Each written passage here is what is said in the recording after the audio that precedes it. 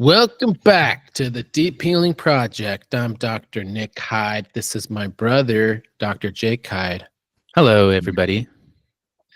So, we are off to a nice Friday morning. We always like to bring the Friday feels, even though you guys are not listening to it. Maybe you are on Friday. I don't know. But yeah, we're two brothers. We're really trying to do this Deep Healing Project thing. That's obviously why we called it that way.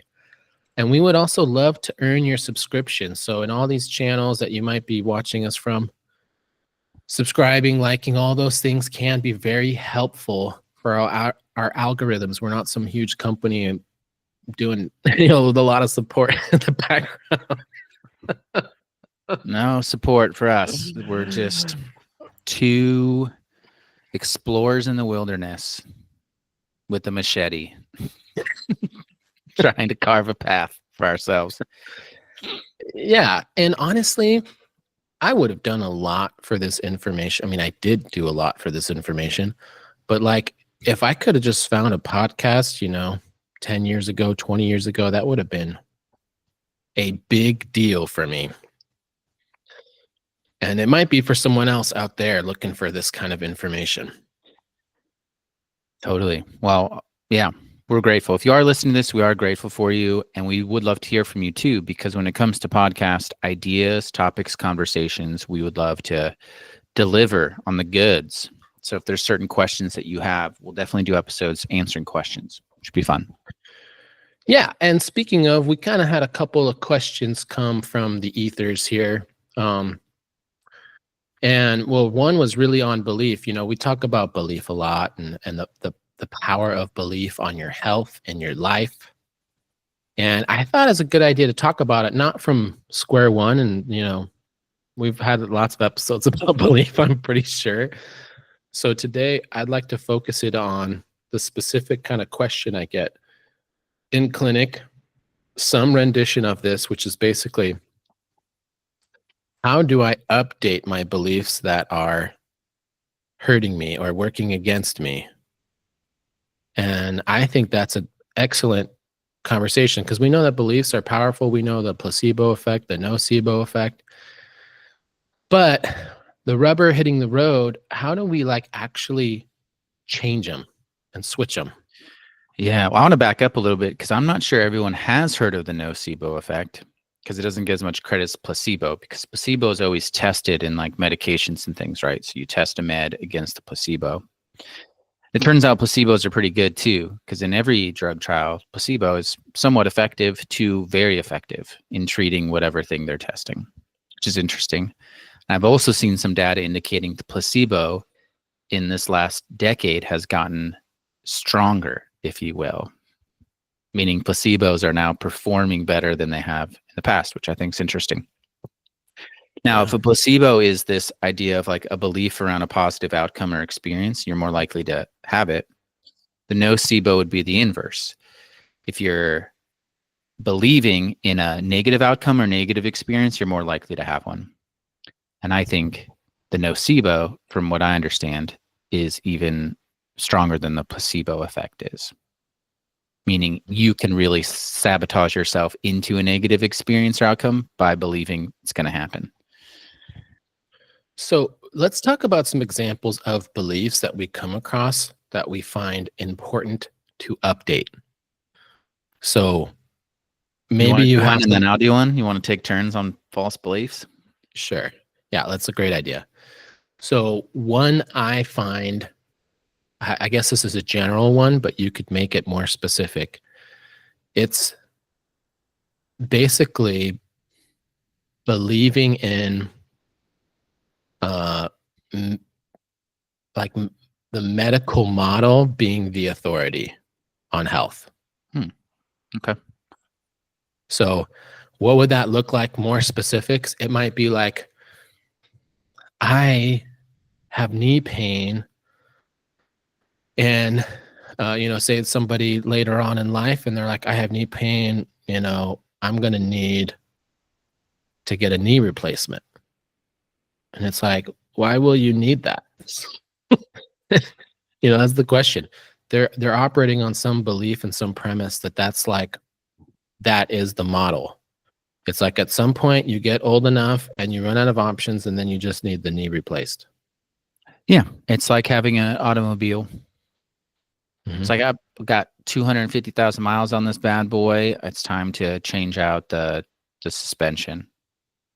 Needs a new Mm-hmm. gearbox, whatever it is. It's like there's enough miles on this thing. It's time to get a new one. And that is not how the body works. Yeah, the body's alive. Yeah, it's Car's self-repairing, not. self-updating. You do have, on a cellular level, a brand new knee, depending on who you ask. But let's just say every 1.5 to 3 years, you have a brand new knee on a cellular level. Every cell's been replaced. Yeah. So on a practical level, if you do want to heal and feel better in your knee, you need to update that kind of a belief on a practical level, because it's like, if I have this thing working against me, any of these therapies I do, I'm not going to believe in. Why? Because I think that the only way for me to move forward in my life is this knee surgery. So practically speaking, you have to be like, I'm open to the possibility that something else will help me as a practical thing.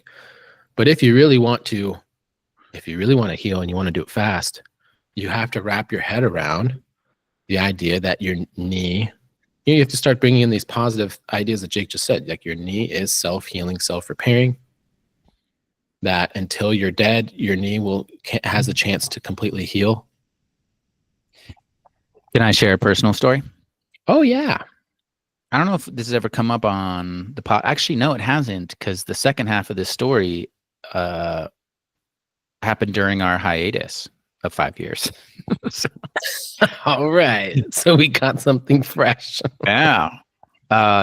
So when we were in school, we had to learn how to do x-rays and imaging and things like that, right? This is true. Nick and I didn't go to the same schools. True. So who did we x-ray? Each other. So I essentially have full body x-rays through school. And we were doing like a AP with like front to back pelvis shot for myself. And I remember the professor, we were like looking at it, and the professor was just walking through the laboratory and looked over my shoulder and like, that's a future hip replacement. Looking at my x-ray. Yeah. Oh my gosh. And I was like, how dare you? Because of I course, don't know. you were already like on the best train at that point. So like that technique that is already very holistic and has a really positive understanding of Yeah, body. best. I was already starting to study best bioenergetic synchronization technique. And I was already reading some books offered to me by our mentor, Dr. Phillips, who was like, I think at that time I was reading Biology of Belief for the second time. And so I was like, just because all the medical textbooks say this is in fact a future hip replacement, I'm not buying into it. And it's true though, that it was bone on bone. And I actually wasn't that surprised, because my right hip had been hurting me since my last year of college basketball. My injuries, my ailments, forced me into an early basketball retirement, and it was hard to name like what part of my body hurt the most at the time. But my right hip was a thing, and it did have symptoms of osteoarthritis in hindsight. Like, we don't have to get into that, but yeah, when I saw it, I was like, oh, that actually kind of makes sense. But future hip replacement, I did not believe. And I knew there's a lot of different things to work on. Like, people will want to say, like, what's the one thing you did to fix it? And it's like, probably wasn't one thing. So something I did do was improve my functional movement. I had some movement patterns issues that certainly contributed to how many injuries I had playing basketball. So I cleaned up some of my movement, particularly like hip hinge and squat. And I also just worked on like core held beliefs about not just medicine, like you're saying, but just my own worth and value, what I deserve in life. Anyway, years go by. I don't really think about it. My hip actually every year is better and better feeling. So I never really think about it. But I had like a water skiing or like a wakeboarding accident. I'm like, I think I might have broken a rib. So I was in my buddy's office who has an x-ray machine, just take a look. And I was like, hey, I want to take a look at this right hip. Just curious. So at this point, it would have been see, I was probably 28 when I got the first x-ray, and at this point I was probably 36. So 8 years had gone by, didn't really think about it, but I'm like, let me see. Take an x-ray, and it's a perfectly healthy hip. And I was like, am I imagining this? So I remember I tried to save a bunch of my x-rays just to my email, so I can reference back to them. And I looked and I found that AP pelvis, and it was like, Wow. yeah, that was bone on bone. And now I'm looking at it again, and it's perfectly healthy. Mm-hmm. Yep. This all checks out. Yep. Nick's not surprised at all. Yeah. But thank you for that really awesome, real story. Yeah. Real life, man. So we were going to go back and forth with beliefs here. Jake, is there something that comes up for you? Yeah, this is another general one. It's what we would call in our technique a core false belief, meaning it's very common. A lot of people have this, but it's interesting to talk about. So it's the false belief that there's something wrong with me. Let that sink in. Yeah, Nick's nodding his head. He's chewing on it. So very common false belief, and it's easy to think because these core false beliefs, the idea is they typically download pre-memory, like really early on in life. And it makes sense. You can imagine being a little kid, like knocking over your parents' drink off the coffee table, just horsing around, and then be like, Nick, what's wrong with you? And as a kid, you're like, well, clearly something. You know? Or even like the first boo-boo you ever get, and you're like, whoa, that can happen? Yeah, exactly. There's something wrong with me. It's easy to kind of let that one start to develop internally. One of the big issues with core false belief is, Nick probably knows the answer to this, but it's these false beliefs that then ultimately lead to self-sabotaging in your life, right? How does it do that? Well, turns out, and this is connected to the placebo effect. I'm kind of referencing Joe Dispenza's research on this, but your subconscious would rather alter your reality than learn a new core belief. So if you're holding on to this idea of there's something wrong with me, your subconscious, which is making approximately 95% of your choices for you, like 95% of your decisions throughout the day, you're not actually consciously aware of. Your subconscious will rig the game to validate that core belief. And so when you're not paying attention, you'll find yourself in situations where your ego, your subconscious could say, see, we told you, something wrong with us.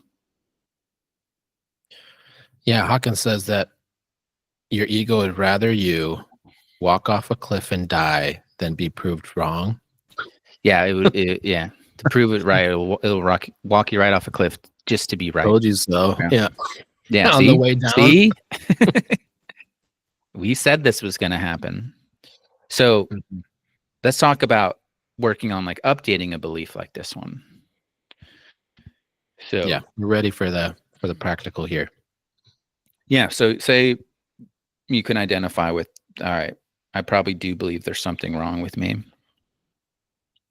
Let's just change some perspective, because the first thing to update a core false belief is, can you recognize the belief when it's, or the program? Let's call these beliefs programs. Can you recognize the program when it's like activated? And if you do, you recognize that there's something that is potentially not you that you could let go of. Yeah, and I want to step in for this, because the reason why it could be so hard to recognize it is because you don't look at it as a belief, you think about it as truth. Mm-hmm. Yeah. So you're not like, this is a belief. This is the way life is. Look, I have all this data in my history that proves this is the way life is. And it's like, it's not data. It's not any data that proves this is the way life is. It's data that indicates you've held this false belief for a long time. It's still an opinion. Mm-hmm. And I like that term of it, because it's like when you start to think about opinions, especially when opinions go wrong or sour for you in your life, you're like, why am I holding this opinion? Mm-hmm. You know, but beliefs can be pretty dogmatic. You know, people will go, into a religious war over their beliefs. But yeah, Yeah, I love how Hawkins kind of helps you become less attached to your opinions is by thinking of them less of this is my opinion into this is an opinion I currently like or an opinion I currently agree with is a way of thinking about your opinions. yeah, Because and that I think means that's I'm open. I'm general. open to my mind being changed here. And also, if someone says that opinion's dumb, you're like, oh, maybe it is. But when we're like, this is my opinion, someone's like, that's stupid. You're like, how dare you call me stupid? And it's like, no, they were just critiquing the opinion. They weren't critiquing you. But we identify so much with our thoughts and our opinions that we take offense so easily. Yeah. So on that note, because we already brought it up, general advice to getting rid of, limiting beliefs or programs, as we're calling them. Don't think so highly of your own thoughts. Don't find them. They're not that important. No. Most of your thoughts are just relics of your past experiences anyway. They're not even, they have nothing to do with you. All right. Yeah. So here I am. There's something wrong with me. Can I recognize that is a program that I'm experiencing right now? And maybe can I just shift a perspective? Maybe I think like, maybe there actually isn't anything wrong with me.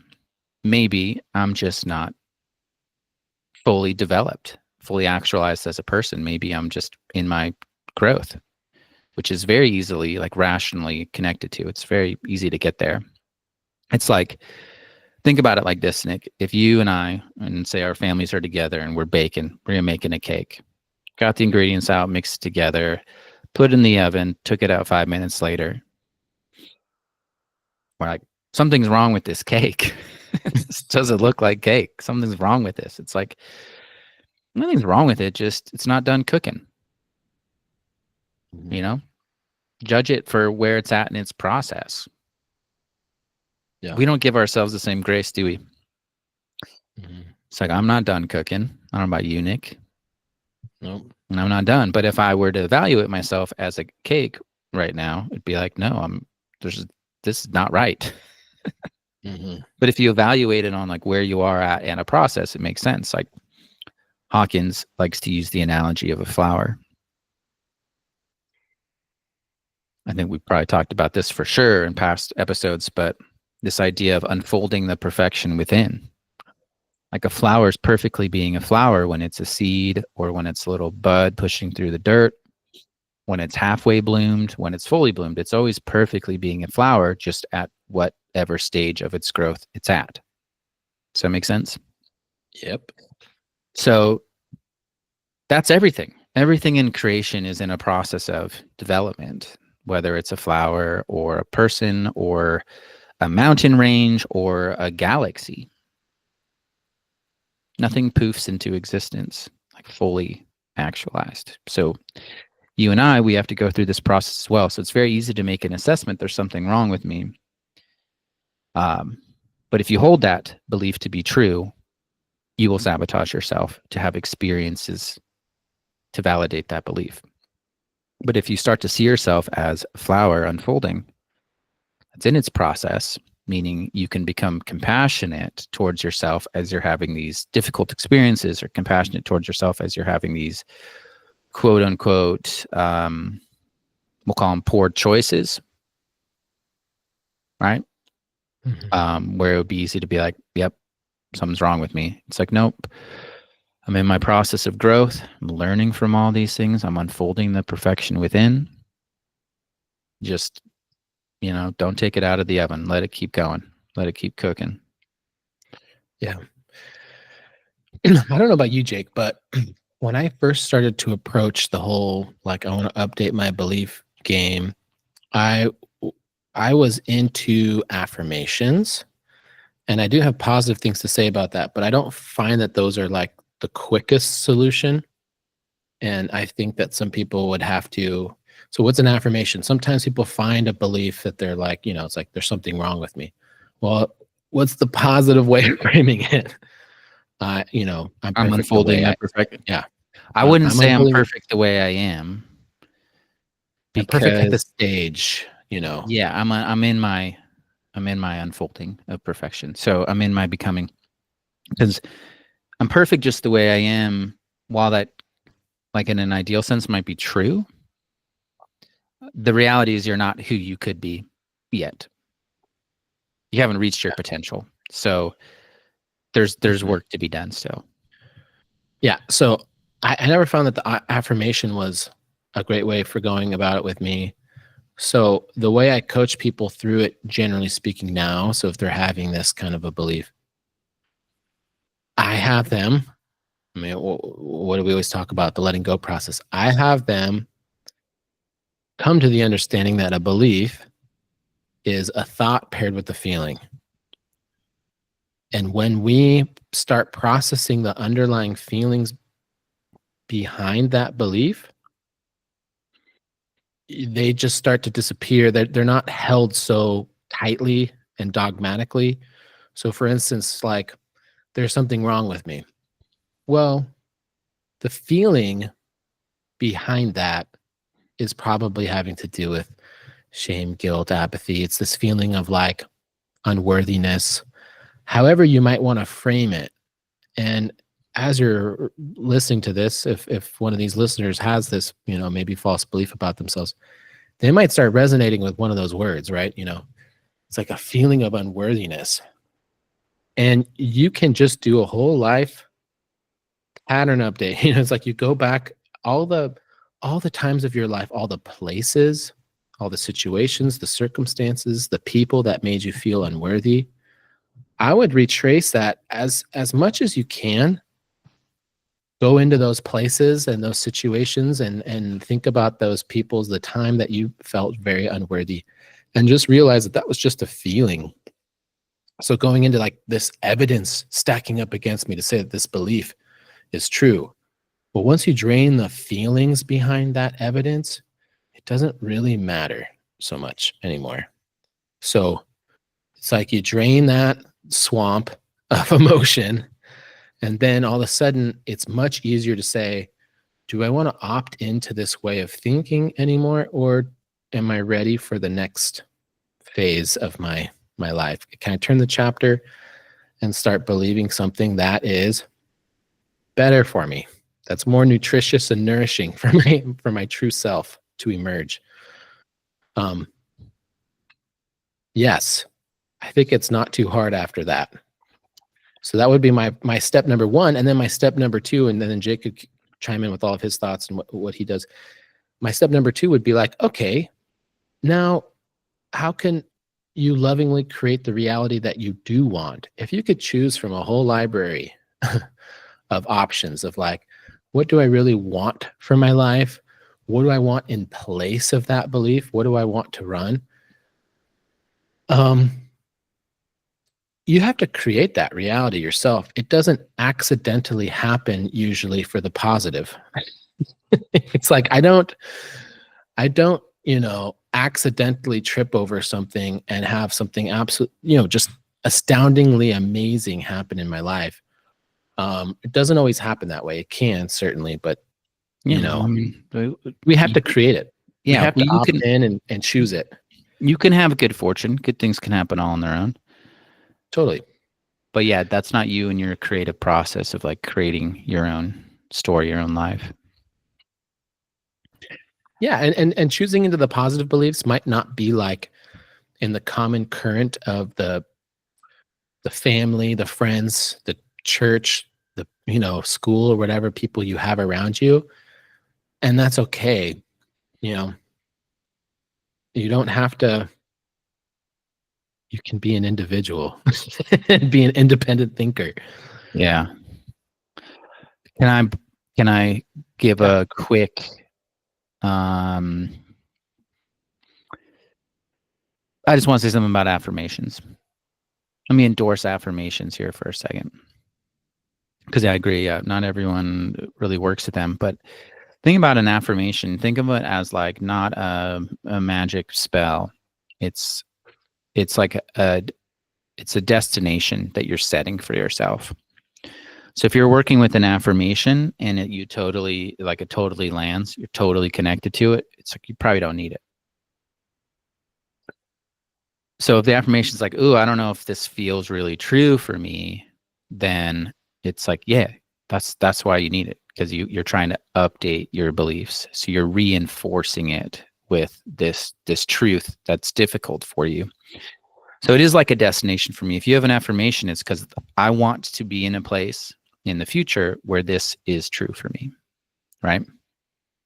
So like like a money affirmation someone might use. I've used this one in the past. It's like, money comes to me in miraculous ways. Okay. My ego, my subconscious, my beliefs might be like, I don't know. I think I have to earn every cent that I get. I think I have to like know how I'm getting the money. I have to have plans, have things in order. And it's like, no, I'm working on money comes to me in miraculous ways. And so when I say that, it's like putting in a destination on my GPS or like my Maps app on my phone. It's like I'm setting a destination to where I want to arrive. Yeah. And so much like my baking analogy, it's like if you put, it's like, all right, meeting friends at this restaurant, I don't know where it is, putting it in my phone and pulling out of the driveway. And it's like you saying, I'm not there yet. This isn't working. Mm-hmm. It's like, no, you set a destination. And so what you do with the affirmation, and what you try to do, is you try to tune yourself to the feeling state of that affirmation. Like, what would it be like if I really felt this was true? Money comes to me miraculous. What would that feeling be? And as you tune yourself to that feeling state, and then you go about your day, the things that are moving you in the direction of that being true feel more right to you.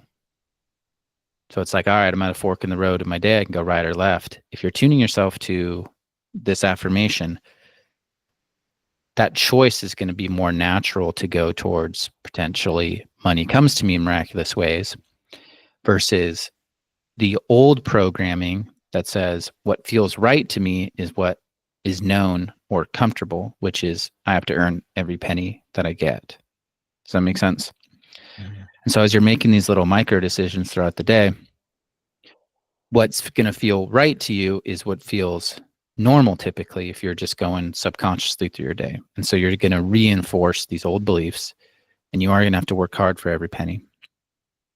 But if you're tuning yourself to the feeling, what's going to happen over time is those little micro decisions, that things that feel like the right choice to you, are going to be more aligned with that affirmation you're working on. Yeah, yeah, that's just on a very psychological level, but it's also like in a spiritual way. Like, you know, anytime we have an intention, so we were talking about setting the GPS, right?